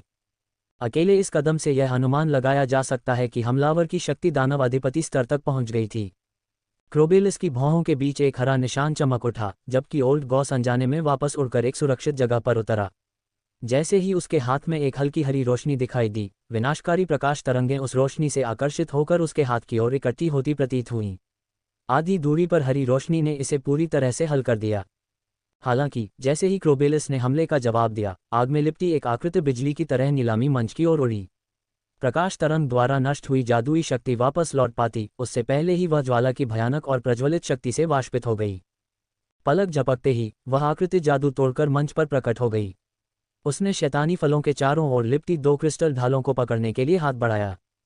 क्रोबेलिस के गुस्से से चीखने पर एक तीखी ठंडी सांस भयानक जहरीले बर्फ के क्रिस्टलों के साथ मिलकर ज्वाला की आकृति की ओर बढ़ी। अचानक ज्वाला की आकृति के हाथ में एक धधकती हुई ज्वाला आ गई और उसने क्रोबेलिस के हमले को रोक दिया। क्रोबेलिस ने घुरघुराहट की और लगातार 3 कदम पीछे हट गया। ठंडी सांस में मौजूद जहरीले बर्फ के क्रिस्टल भयानक रूप से ऊंचे तापमान में तेजी से वाष्पित हो गए। ये हमला नुकसानदेह था, इसलिए यह कोई भूमिका नहीं निभा सका। सामान्यतः एक विशाल ड्रैगन की शक्ति किसी भी सामान्य शक्ति संपन्न ड्रैगन से कहीं बेहतर थी, और सुश्री एमरल्ड ड्रैगन आमने सामने की स्थिति में भी अजेय थी। इस ज्वाला आकृति का वास्तविक स्तर क्रोबेलिस से थोड़ा ऊपर होना चाहिए। वह दानव अधिपति के मध्यवर्ती स्तर तक पहुंच चुका था। दानव अधिपति महाशक्ति का एक मध्यवर्ती चरण वास्तव में नीलामी में आया और शैतान फल छीनना चाहता था। चूंकि डार्क मून केवल एक संपत्ति थी, इसलिए क्रोबेलिस जैसा महाशक्ति होना पहले से ही काफी दुर्लभ था। अब बड़े से बड़ा सहारा भी आगंतुक को नहीं हरा सकता, तो फिर ज्वाला आकृति को और कौन रोक सकता था। नीलामी की अगली पंक्ति में अचानक अफरा तफरी मच गई। इस पूरे आयोजन के आरंभकर्ता अस्मिर को, जिसने वीआईपी कक्ष का पर्दा खोला था, भी हक्का बक्का रह गया। मैंने तो बस लोगों को डराने के लिए पर्दा खींचा था। क्या इतना बड़ा चेन इफेक्ट होता है? अफरा तफरी के बीच सबसे बड़े वीआईपी कमरे के सामने एक हल्का धुआं भूत की तरह प्रकट हुआ और चुपचाप जनरल क्रॉफर्ड की ओर बढ़ गया। पता चला कि फल छीनने की पिछली घटना तो बस ध्यान भटकाने के लिए थी। असली हत्या क्रॉफर्ड की हत्या थी। क्रॉफर्ड डार्क शैडो साम्राज्य के 3 सेनापतियों में से एक और कैथरीन द ग्रेट का एक महत्वपूर्ण मंत्री था। जब तक क्रॉफर्ड की मृत्यु नहीं हो जाती, डार्क शैडो साम्राज्य निश्चित रूप से जिम्मेदार होगा। मेजबान होने के नाते डार्क मून और शिया दोनों को ही दोष सहना होगा। ये तथाकथित जुड़वां नगर सहयोग भी पूरी तरह से खतरे में पड़ जाएगा। क्रॉफर्ड सैकड़ों लड़ाइयों से गुजरा था। एक पल में उसे सहज ही संकट का गहरा आभास हुआ, लेकिन वह इस हल्के धुएं में ऐसे जकड़ा हुआ था मानो सबसे भयानक राक्षसी जानवरों ने उसे जकड़ रखा हो। वह इससे छुटकारा नहीं पा सका। हत्यारे की गति और शक्ति निश्चित रूप से ज्वाला के आकार से कम नहीं थी। यह कोई और शक्तिशाली प्राणी होगा जो कम से कम दानव अधिपति के मध्यवर्ती स्तर पर तो होगा ही। वे इस निर्णायक हत्या में सफल होने के लिए दृढ़ थे। जब क्रॉफर्ड के पीछे खड़े अनुयायी जैसे बूढ़े की आंखों में एक ठंडी रोशनी चमकी, तो एक सुनहरी रोशनी अचानक बुझ गई और क्रॉफर्ड के सामने आकर रुक गई। वह एक सुनहरी धातु की आकृति निकली। उसके शरीर पर एक अजीब सा टोटेम पैटर्न उकेरा हुआ था और उसकी दोनों आंखों में लाल बत्तियां चमक रही थीं। उसका गला कटा हुआ था, लेकिन उसे कुछ भी महसूस नहीं हुआ और उसने हत्यारे की ओर मुक्का मारा। सुनहरी कठपुतली। तेज नज़र वाले लोग पहले ही चिल्ला चुके थे। सुनहरी कठपुतली की शक्ति बहुत प्रबल थी और वह अमर थी। हालांकि हत्यारे ने कठपुतली के नाभि अंगों पर बहुत तेज गति से कई बार प्रहार किया, फिर भी वह कठपुतली की युद्ध शक्ति को नष्ट नहीं कर सका। वे कुछ देर के लिए गतिरोध में फंस गए। ऐसा लग रहा था कि ब्लडी वाइन फ्लावर एस्टेट इस बार डार्क मून की अपनी यात्रा के लिए पूरी तैयारी के साथ आया था। क्रॉफर्ड को असमोडियस शाही परिवार के एक दानव अधिपति ने सुरक्षा प्रदान की थी। इस समय मंच पर क्रोबेलिस और ज्वाला की आकृति के बीच युद्ध अचानक बदल गया। हालांकि शैतानी फल छीनने वाले उस महाशक्तिशाली का असली चेहरा दिखाई नहीं दे रहा था, लेकिन उसकी निगाहों में अविश्वास झलक रहा था। उसके शरीर पर लगी लपटें सचमुच सघन होकर जमने लगीं। जल्द ही दानव अधिपति शक्ति ग्रह का मध्यवर्ती चरण हवा में जम गया और साथ ही उसकी भयभीत आंखें भी जम गईं। उसके शरीर के बाहर उबलती हुई ज्वाला की जमी हुई रूपरेखा थी जो पन्ना ड्रैगन की जल और विष तत्व शक्ति को नष्ट करने के लिए पर्याप्त थी। ये ज्वाला वास्तव में एक रहस्यमय और विशेष शक्ति के प्रभाव में जमी हुई थी, जिससे एक विचित्र मूर्ति बन गई। क्रोबेलिस की आंखें चमक उठीं। जैसे ही उसने हाथ हिलाया, मूर्ति धीरे धीरे नीलामी मंच के ठीक बगल में गिर पड़ी। सब हक्के बक्के रह गए। जब मिस एमरल्ड ड्रैगन व्यंग्यात्मक लहजे में नीलामी मंच पर लौटी, तभी उन्हें होश आया। दानव अधिपति का पावरहाउस इतनी जल्दी और आसानी से जिंदा पकड़ा गया। यह एक दानव अधिपति का पावरहाउस है। ये सड़क पर किसी आम उच्च दानव को पकड़ने जैसा नहीं है। सबसे बड़े वीआईपी कमरे के सामने असमोडियस शाही परिवार के बुजुर्ग ने अचानक आश्चर्य से देखा कि सुनहरी कठपुतली से लड़ता हुआ हल्का धुआं अचानक गायब हो गया। उसने सोचा कि अभी अभी कोई गुप्त हत्या की चाल चली गई है, लेकिन जब हत्यारे ने चीख मारी तो वह अदृश्य शरीर असली हल्के धुएं में बदल गया और गायब हो गया। तभी असमोडियस शाही परिवार के बुजुर्ग को एहसास हुआ कि हत्यारे को सचमुच चुपचाप मार दिया गया था। डार्क मून में वास्तव में एक ऐसी शक्ति है। क्रॉफर्ड भी बेहद हैरान था। मुझे आखिरकार समझ आ गया कि महारानी ने मेरे आने से पहले मुझे खास तौर पर क्यों आदेश दिया था कि इस यात्रा के दौरान मेरा व्यवहार न तो बहुत विनम्र होना चाहिए और न ही बहुत दबंग, और न ही मुझे घमंडी या दबंग रवैया दिखाना चाहिए। ऐसा लगता है कि डार्क मून की ताकत वाकई डार्क शैडो साम्राज्य के साथ सहयोग करने के योग्य है।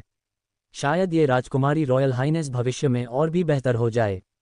क्रोबेलिस ने पूरे नीलामी स्थल में दानव अधिपति शक्ति की आवाज में कहा, सब लोग, ये बस एक छोटी सी दुर्घटना थी। अब ये सुलझ गई है, कृपया अपनी सीट पर वापस जाएं। नीलामी हमेशा की तरह जारी रहेगी। एक छोटी सी दुर्घटना। समझदार लोग संशय में थे जब उनकी नज़र उस बर्फ की मूर्ति पर पड़ी जो मिस एमरल्ड ड्रैगन के बगल में किसी सहायक की तरह खड़ी थी। यकीन करना मुश्किल है कि 1 मिनट पहले ये बर्फ की मूर्ति कोई दानव अधिपति की शक्ति थी। 2 दानव अधिपति, एक मृत और एक जीवित पकड़ा गया। यह कोई जागीर है या राजधानी? क्या ये डार्क मून और डार्क शैडो साम्राज्य की संयुक्त शक्ति है? अधिकांश लोगों को लगा कि यह डार्क शैडो साम्राज्य की छिपी हुई शक्ति है। शिया की आंखों में आश्चर्य की झलक थी और वह जल्दी ही अपनी उदासीनता में लौट आए। उसने क्रॉफर्ड से कहा, यह मेरे डार्क मून की कमज़ोर सुरक्षा के कारण हुआ। कृपया मुझे माफ़ कर दीजिए, जनरल क्रॉफर्ड। क्रॉफर्ड को होश आया और उसने सहमति में सिर हिलाया, कोई बात नहीं। इस घटना ने मुझे डार्क मून की आपातकालीन प्रतिक्रिया और उससे निपटने की क्षमता दिखाई। ब्लडी वाइन फ्लावर एस्टेट के लिए ये सीखने लायक है। अपराधियों में से एक, अस्मिर को पर्दा अपने हाथों में पकड़े हुए था। वह कुछ देर तक सदमे से उबर नहीं पाया। एक व्यस्त व्यक्ति ने पूछा, सब कुछ खत्म हो गया, अब और क्या करना है? अस्मिरको ने दानव अधिपति की बर्फ की मूर्ति देखी और सिहर उठा। मैं तो बस ईमानदारी से शैतानी फल की बोली लगाना चाहता था। मुझे कैसे पता था कि इस तरह की गड़बड़ी होगी? अगर उन्हें गलतफहमी हुई कि मैं हत्यारों का साथी हूं तो बहुत बुरा होगा। डार्क मून बहुत डरावना है। यहाँ तक कि चरम अवस्था वाले दानव सम्राट का रहने का स्थान भी इतना छोटा है। बेहतर होगा कि मैं मंगल ग्रह पर लौट जाऊं। पहले मेरे गृहनगर। उन्हें एक विचार आया और उन्होंने जोर से कहा, मैंने 660 मिलियन की बोली लगाई। ठहाकों के बीच सुश्री एमरल्ड ड्रैगन्स ने आगे कहा, वीआईपी नंबर 4 ने 660 मिलियन की बोली लगाई। क्या इससे भी ज्यादा कोई बोली है? पहली बार 660 million, 700 million. VIP box number 13 से फिर से शांत आवाज आई।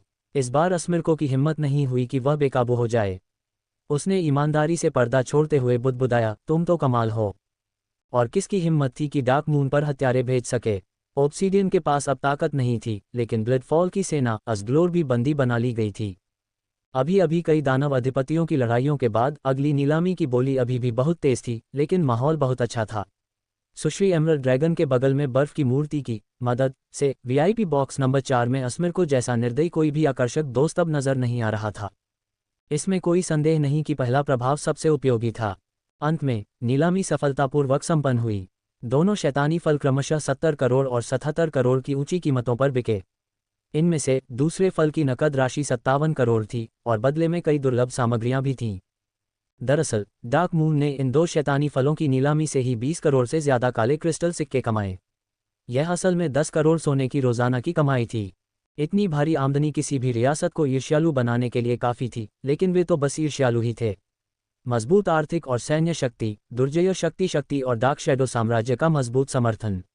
अगर ऑब्सीडियन डार्क शैडो साम्राज्य के प्रभाव को नज़रअंदाज करके सीधे राजधानी से डार्क मून पर सेना भेजने का दृढ़ निश्चय नहीं करता, तो फॉलन एंजल साम्राज्य में कोई भी रियासत डार्क मून की विरोधी नहीं होती। जनरल क्रॉफर्ड, जिन्होंने शैतानी फल प्राप्त किया और साथ ही डार्क मून की असली ताकत भी देखी, ने इस नीलामी की सफलता की सराहना की। शिया ने विनम्रता और शालीनता से जवाब दिया, और न तो बहुत विनम्र और न ही दबंग। उनके व्यवहार की डार्क शैडो एम्पायर के आगंतुक समूह ने सर्वसम्मति से सराहना की। दूसरी ओर मृत बत्तख ड्रैगन ने सुश्री एमरल्ड ड्रैगन के सामने शेखी बघारी, छोटी बेटी, तुम देख रही हो कि मैं कितना महान हूं। मैं उस दानव अधिपति हत्यारे को एक ही सांस में धूल में मिला दूंगा। ये पता चला कि अनगिनत कठिनाइयों और शरारतों का सामना करने के बाद सुश्री परी ड्रैगन ने आखिरकार दया दिखाई और मास्टर पॉइजन ड्रैगन को प्राचीन रूनों की मुहर को पूरी तरह से हटाने में मदद की। जैसे पैग्लियो ने एक बार दानव सम्राट के राज्य में दमन के दौरान अनंत औषधि ली थी, काली औषधि ने मुहर के दमन के तहत एक अजीबोगरीब प्रभाव डाला जो उसकी नींव को मजबूत करने के बराबर था। अब दानव अधिपति के चरम स्तर पर लौटने के बाद उसकी शक्ति कम नहीं हुई थी, बल्कि आगे बढ़ी थी। इसलिए वह इतना उत्साही, ऊर्जावान और खुद पर गर्वित था। ओह, बहुत शक्तिशाली, सुश्री जोला की आवाज़ बगल से सुनाई दी। पगलियों की बची हुई शेखी तुरंत ही उसके पेट में समा गई और उसने कुछ शब्दों से उसे टाल दिया।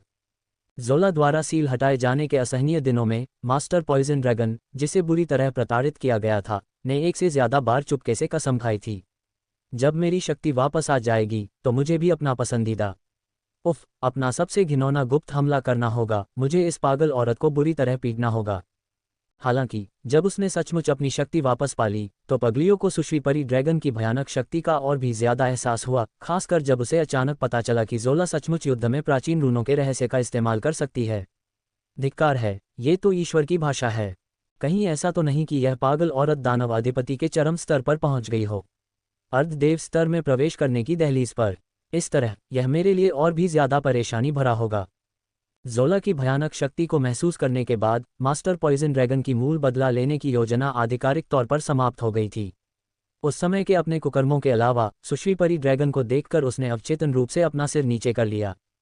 ज़ोला बहुत ताकतवर है, उसने उस आदमी को बिना दिखाए जिंदा पकड़ लिया। सुश्री एमरल्ड ड्रैगन को भी सुश्री फेरी ड्रैगन से नुकसान उठाना पड़ा क्योंकि वह जहरीले ड्रैगन की तरफ थी। वह ज़ोला के साथ नहीं बन पा रही थी, लेकिन वह ज़ोला की शक्ति की सच्चे दिल से प्रशंसा करती थी। इस तरह की मिश्रित जलतत्व शक्ति वास्तव में एक दानव अधिपति स्तर की ज्वाला को भी जमा सकती है। ज़ोला ने कहा, यह तो बस एक मध्यम स्तर के दानव अधिपति पर एक गुप्त हमला है। यह कोई बड़ी बात नहीं है। अगर आप इस शक्ति में महारत हासिल करना चाहते हैं तो यह असंभव नहीं है। तभी उसके चश्मे के पीछे एक दुष्ट रोशनी चमक उठी। मिस एमरल्ड ड्रैगन मानने ही वाली थी कि पगलियों ने उन्हें खींच लिया। अपनी तकलीफ याद करके उन्होंने अचानक सतर्क नज़र से कहा, ज़रूरत नहीं है। शायद मैं तुम्हें एक खास मिश्रित जादू सिखा सकूं जिससे किसी को खास तौर पर काबू में रखा जा सके। कहीं ऐसा न हो कि वह किसी से संबंध बनाने निकल पड़े क्योंकि अब उसकी शक्ति वापस आ गई है। ज़ोला ने एक आदमी की तरफ देखा, यही वो गुप्त तरीका है जिसका मैंने कई सालों से अध्ययन किया है। अगर एथेना और हमारी गवर्नेंस एसोसिएशन की वजह से न होता तो मैं तुम्हें यह नहीं सिखाती। तथाकथित गवर्नेंस एसोसिएशन का गठन तब हुआ जब एक दिन एक बड़बोले भतीजे ने अनजाने में एक मृत बत्तख ड्रैगन की मादा ड्रैगनों के एक समूह के साथ डार्क मून के ऊपर उड़ने की महान महत्वाकांक्षा का खुलासा कर दिया। धन और यौन शोषण के कुकृत्यों को याद करके सुश्री बेटी धर्मी क्रोध से भर गईं। उन्होंने घर की सभी महिला परिवारों के साथ, जिनमें बाहर रहने वाली सुश्री यनी भी शामिल थीं, मिलकर गवर्नेंस एसोसिएशन का गठन किया। तथाकथित गवर्नेंस एसोसिएशन एक महिला संगठन था जो इन पुरुषों पर इस तरह से नियंत्रण रखता था कि वे बाहर यौन संबंध न बना सकें। इसका उद्देश्य एक दूसरे पर नजर रखना, एक दूसरे को बेनकाब करना और ज़रूरत पड़ने पर सख्त सजाएं देना था। चूंकि इसाबेला और डेलिया डार्क डायमंड के दो नेता थे, इसलिए उन्हें डार्क मून में संपूर्ण आंदोलन की जानकारी थी। जब सुश्री एमरल्ड ड्रैगन ने ज़ोला के शब्द सुने तो उनकी नीली आंखों में अचानक एक अत्यंत दृढ़ निश्चय दिखाई दिया। ठीक है, डील, बस हो गया। मास्टर पॉइजन ड्रैगन ने तुरंत आंखें घुमाईं। इस घिनौने परी ड्रैगन के हाथों मेरी जिंदगी भर की खुशियां और हरम की योजनाएं बर्बाद हो गईं। चेन रूई ने तीनों ड्रैगन के बीच गर्म चर्चा में भाग नहीं लिया। न ही वह शिया के साथ महल में वापस गया, बल्कि वह किसी अन्य मामले से निपट रहा था। वीआईपी नंबर 13, जिसने 700 मिलियन की ऊंची कीमत पर पहला शैतान फल खरीदा था, ने एक अजीबोगरीब अनुरोध किया।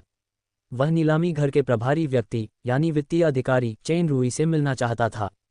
वीआईपी नंबर 13 ने अस्मिरको की बात अनसुनी कर दी और शांति से 70 करोड़ काले क्रिस्टल सिक्कों में अभी अभी हुई हत्या के बाद शैतानी फल हासिल कर लिया, जिसने वहां मौजूद कई लोगों पर गहरी छाप छोड़ी।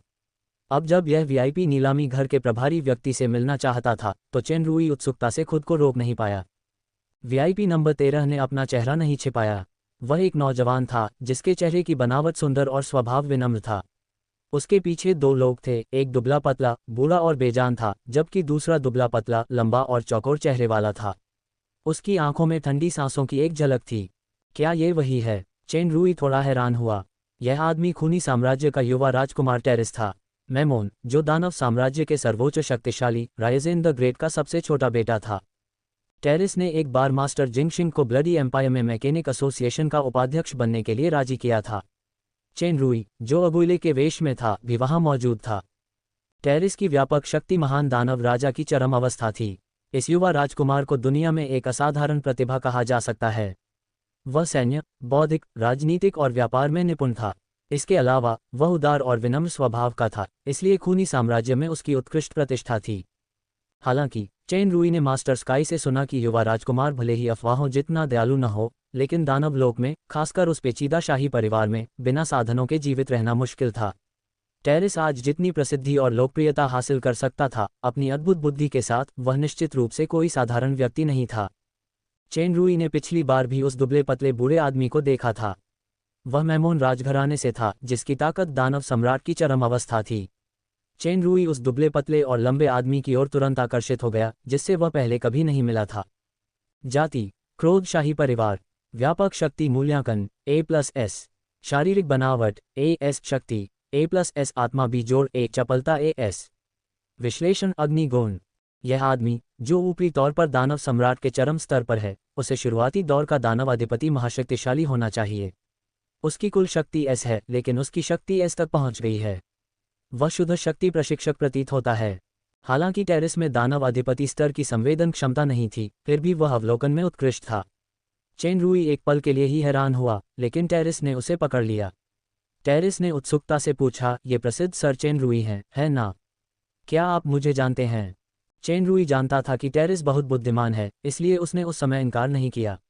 उसने थोड़ा झुककर कहा, मैं भाग्यशाली था कि मुझे दानव लोक की सर्वोच्च प्रतिभा महारानी टेरिस संयोग से दिखाई दी।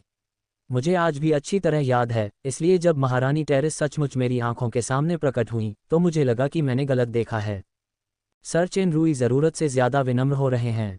टेरिस ने हल्की सी मुस्कान दी, जिससे एक सहजता का एहसास हुआ जो जोसेफ के भाव से बिल्कुल अलग था। सर चेन रूई ही डार्क मून को इस मुकाम तक पहुंचाकर जीनियस की उपाधि के असली हकदार हैं।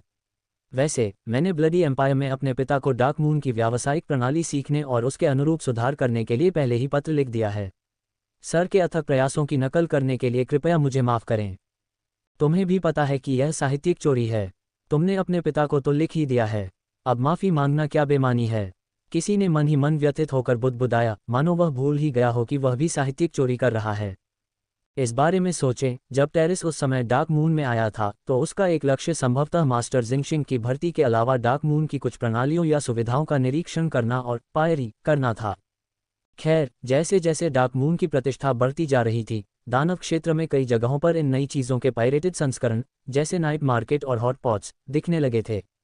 टेरिस का ऐसा करना कोई आश्चर्य की बात नहीं थी। इसके अलावा चेन रूई को अच्छा महसूस हुआ क्योंकि राजकुमार के रूप में टेरिस ने एक एस्टेट के शेरिफ से माफ़ी मांगने की पहल की थी। महाराज बहुत गंभीर हैं, मैं भी बस कुछ नकल कर रहा था। मेरा एक सवाल है, कृपया मुझे असभ्य होने के लिए क्षमा करें। चूंकि महाराज एक शाही परिवार हैं, तो शैतान के फल की बोली लगाने का क्या फ़ायदा? चेन रूई ने जानबूझकर कुछ जानकारी पाने के लिए पूछा। टेरिस ने स्पष्ट रूप से कहा, ऐसा सिर्फ इसलिए है क्योंकि मैं बचपन से ही बीमार रही हूँ, इसलिए मेरा शरीर कमज़ोर है। मेरी कमज़ोर प्रशिक्षण क्षमता के साथ साथ मेरी ताकत हमेशा कमज़ोर रही है। मैं शैतान फल की शक्ति का उपयोग करके दानव सम्राट तक पहुंचना चाहती हूं और अपने शरीर को मजबूत बनाना चाहती हूं। बेशक, मुझे शैतान फल से मिलने वाले उत्परिवर्तित कौशल में भी रुचि है। जैसा कि सभी जानते थे, टेरिस की प्रशिक्षण प्रतिभा उसकी बुद्धि से कहीं कमज़ोर थी। वह महान दानव राजा के स्तर पर ही रहा था और अपने बड़े भाइयों दानव अधिपति और दानव सम्राट से कहीं कमज़ोर था। नतीजतन उसने खूनी साम्राज्य के भावी शासक पद के लिए प्रतिस्पर्धा करने की योग्यता लगभग खो दी थी। तो फिर मैं आपकी सफलता की कामना करता हूँ। वास्तव में आपकी तुलना में मैं, एक इंसान, वास्तव में कमज़ोर हूँ। चेन रूई ने जानबूझकर आह भरी, महाराज मुझे बुलाएं, क्या आपके पास नीलामी घर के लिए कोई सुझाव या राय है? मैं राय के बारे में बात करने की हिम्मत नहीं करती, टेरिस मुस्कुराई और बोली, मैं नीलामी घर को बस एक काम पूरा करने का काम सौंपना चाहती हूँ। डार्क मून का नीलामी घर पूरे दानव क्षेत्र में प्रसिद्ध है। अनगिनत विक्रेता हर बार नीलामी के लिए तरह तरह के खजाने सौंपते हैं, जैसे इस बार शैतानी फल। मैं कुछ ज़रूरी चीज़ें मांगना चाहती हूँ। अगर सर के पास कोई खबर है तो कृपया मुझे पहले ही बता दें। मैं विक्रेता की मनचाही कीमत सीधे देने को तैयार हूँ। बेशक, मैं नीलामी घर को 20% मध्यस्थ शुल्क भी दूंगी। इसके अलावा खबर के लिए सर का शुक्रिया अदा करने के लिए मैं लेन देन की कीमत का 1% अलग से व्यक्तिगत पारिश्रमिक के रूप में देने को तैयार हूँ। चेन रूई हैरान रह गया। टेरिस का दिमाग वाकई बहुत लचीला है। उसने तुरंत नीलामी घर के संसाधनों का इस्तेमाल करके अपनी समस्याएं सुलझाने की सोची, और 1% छूट वाकई बहुत बड़ी बात है। अगर आज शैतान फल के 70 करोड़ काले क्रिस्टल सिक्के हैं तो ये 70 लाख है, जो वाकई एक आश्चर्यजनक पारिश्रमिक है।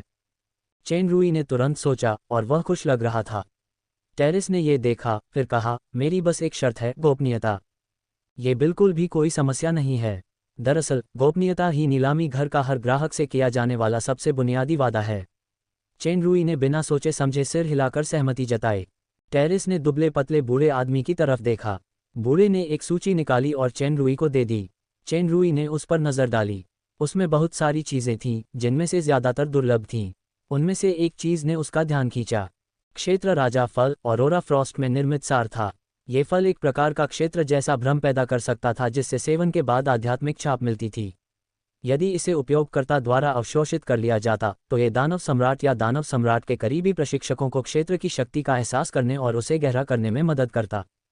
चेन रुई ने एक बार blue lava estate double headed dragon legion के उप प्रमुख लावत का वेश धारण किया और मेलॉन परिवार से 3 क्षेत्र राजा फल प्राप्त करने की योजना बनाई। इन्हें खाने के बाद उसने मैग्रेस की क्षेत्रीय शक्ति को साकार करने में महत्वपूर्ण भूमिका निभाई। चेन रुई को याद आया कि मेलन परिवार के मुखिया लोम्बार्डो ने एक बार कहा था कि यह एक ऐसा खजाना है जिसकी रक्षा परिवार ने सैकड़ों सालों से की है। लोम्बार्डो ने दावा किया कि उसका बेटा विलियम्स मेलन ब्लडी एम्पायर की ब्लडवेव लीजन में काम करता था, इसलिए उसने लावट से विलियम्स की देखभाल करने को कहा। बाद में चेन रुई ने क्षेत्र राजा फलों की योजना बनाई, जिसके कारण न केवल मृत लोम्बार्डो को बलि का बकरा बनाया गया, बल्कि उसने लाल आत्मा एस्टेट पर दोष डालने के लिए नियंत्रित कठपुतली का भी इस्तेमाल किया। फिर भी कुछ रहस्यमय लोगों ने मेलन परिवार के पुराने स्थल ऑरोरा फ्रॉस्ट वाले तहखाने का पता लगा लिया था। हालांकि ऑरोरा फ्रॉस्ट को अब सुश्री फेरी ड्रैगन ने ले लिया है। उन्होंने कहा कि यह सर्वोत्तम प्रयोगात्मक सामग्री है। अगर ऐसा है तो लावत ही खूनी साम्राज्य द्वारा ब्लू लावा एस्टेट में भेजा गया जासूस होगा और मेलोन परिवार असल में खूनी साम्राज्य के अधीन है। टेरिस खूनी साम्राज्य का युवा राजकुमार है और राज्य राजा फल उसकी तत्काल जरूरत वाली वस्तुओं में से एक है। क्या इन सुरागों में कोई संबंध है या ये सिर्फ एक संयोग है? टेरिस ने गौर से देखा कि चेन रुई थोड़ा विचलित था, इसलिए उसने पूछा, सर चेन रुई, क्या कोई समस्या है? चेन रुई पहले ही ठीक हो चुका था। उसने जवाब दिया, महाराज, सच कहूं तो ये चीज़ें बहुत दुर्लभ हैं। मैंने तो इनमें से कुछ के बारे में तो कभी सुना भी नहीं। मुझे डर है कि कुछ ही समय में कोई खबर नहीं मिलेगी। बिल्कुल, वरना मैं आपके नीलामी घर और सर को ये काम नहीं सौंपती। टेरिस ने बूढ़े आदमी को एक अंतरिक्ष की अंगूठी निकालने का इशारा किया। इसमें एक जादुई संचार ताबीज वाला एक थैला है। अगर आपके पास कोई खबर है तो कृपया जल्द से जल्द मुझसे संपर्क करें। जहां तक सीमित संख्या में काले क्रिस्टल के सिक्कों की बात है तो इसे मेरे दोस्त के लिए एक भेंट उपहार के रूप में ही लें, सर। चेन रुई ने अपनी चेतना से खोजबीन की और उसे अंदर काले क्रिस्टल के सिक्कों से भरे थैले महसूस हुए। लगता है ये राजकुमार काफी उदार है। लगता है मैंने भी कहीं न कहीं इस उदार शैली का सामना किया है, और वह भी एक से ज्यादा बार। क्या मैं फिर से ज्यादा सोच रहा हूँ? खैर, वह सबसे शक्तिशाली साम्राज्य का राजकुमार भी है। उसकी उदारता संदेह का आधार नहीं है। टेरिस के सामने, जिसकी अवलोकन क्षमता अद्भुत थी, चेन रुई ने बिना किसी हिचकिचाहट के खुशी से सिर हिलाया। महाराज, निश्चिंत रहें, मैं आपकी मित्रता पर खरा उतरूंगा। चेन रुई की प्रतिक्रिया सुनकर टेरिस ने संतोष से सिर हिलाया। वह विनम्रता से मुस्कुराया, तो मैं तुम्हारी खुशखबरी का इंतजार करूंगा। पीछे टेरिस और बाकी 2 लोगों को जो जा रहे थे देखकर चेन रुई को अचानक एक अजीब सा एहसास हुआ। हालांकि सुपर सिस्टम द्वारा दिखाए गए ताकत के आंकड़ों से पता चल रहा था कि टेरिस तीनों में सबसे कमजोर थी, लेकिन ऐसा लग रहा था कि यह प्रतिभाशाली राजकुमार सबसे भयानक था। टेरिस शायद ब्लडफॉल का मास्टरमाइंड था। क्या उसके पास अपनी असली ताकत दूसरों से छिपाने का कोई रहस्यमय तरीका था?